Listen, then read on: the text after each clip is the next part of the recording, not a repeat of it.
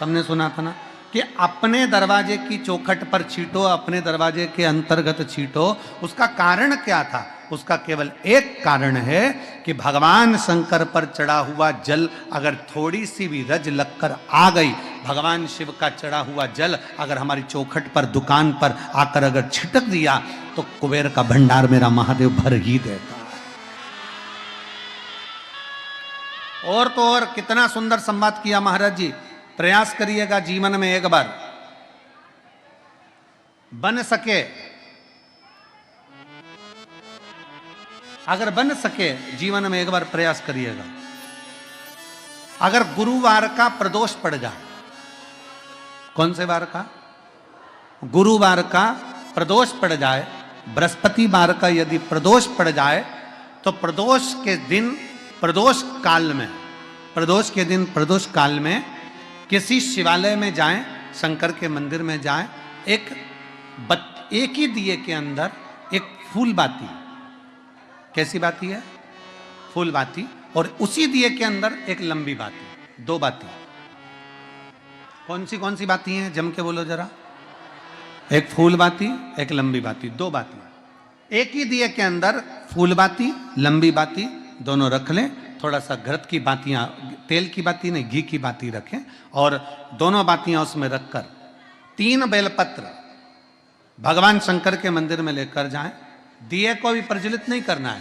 पहली बेलपत्र नंदीश्वर की, जो ऊपर का भाग होता है जिसको हम शिव तत्व भाग कहते हैं, नंदी के पीठ पर एक भाग होता है जिसको शिव तत्व भाग कहा जाता है, वो नंदी की पीठ पर जो भाग है वहां पर एक बेलपत्र समर्पित करें। दूसरा बेलपत्र आप जो माता पार्वती जी का, जैसे ये शिवलिंग है और ये गोल भाग है, ये माता पार्वती जी का हस्तकमल है, तो माता पार्वती जी का जो हस्तकमल है, इस हस्तकमल पर कहीं पर भी एक बेलपत्र आप समर्पित कर दें।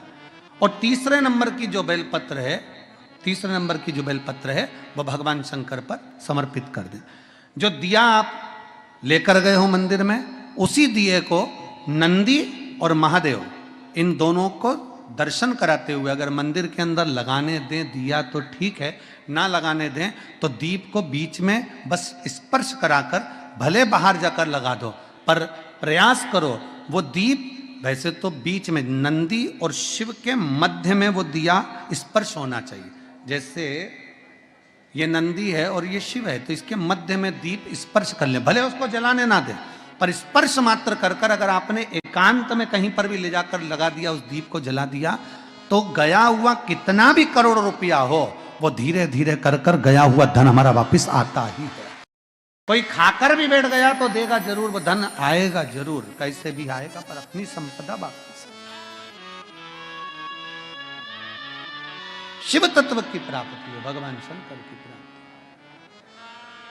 पीठाधीश्वर कर्मयोगी सन्यासी और इस बड़े से प्रदेश के, उत्तर प्रदेश के बड़े ही उदार मुख्यमंत्री माननीय श्री योगी आदित्यनाथ जी का शुभ मंगल आगमन हुआ। एक बार जोरदार ताली बजाकर स्वागत करें माननीय मंत्री जी का।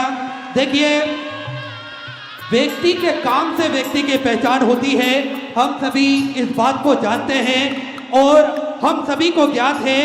माननीय मुख्यमंत्री जी के काम की चर्चा ना ही विदेश में, देश में है, अपितु विदेश की सांसद में भी माननीय मुख्यमंत्री जी के काम की चर्चा हमेशा होती रहती है।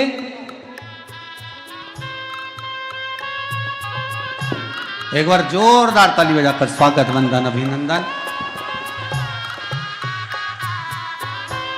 विराजिए, आप सब लोग बैठ जाएं, बैठ जाइए, सभी लोग बैठ जाएं। महादेव नमन चरणों में, महादेव नमन चरणों में, स्वीकार कीजिए सबका किया है मेरा भी उद्धार कीजिए, उद्धार कीजिए। हे त्रिपुंडधारी, है त्रिशूलधारी, है त्रिपुंडधारी, है त्रिशूलधारी। पुजारी। सभी अपने स्थान पर विराजियो, बैठ जाओ। जय जय श्री राम।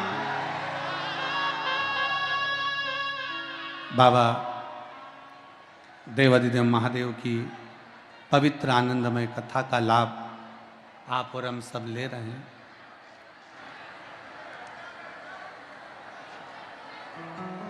हमारे बीच में गोरक्ष पीठ के पीठाधीश्वर, देखिए सभी लोग बैठ जाओ, पहले 5 मिनट बैठो, सभी लोग बैठिए। श्री शिवाय, बैठ जाइए, सभी लोग बैठ जाओ। हमारे बीच में गोरक्ष पीठ के पीठाधीश्वर माननीय योगी जी पधारे हैं। एक बार जोरदार ताली बजाकर स्वागत वंदन अभिनंदन है। शिव कृपा महाराज जी, मैं कहना चाहूँगा, व्यासपीठ पे शिव महापुराण में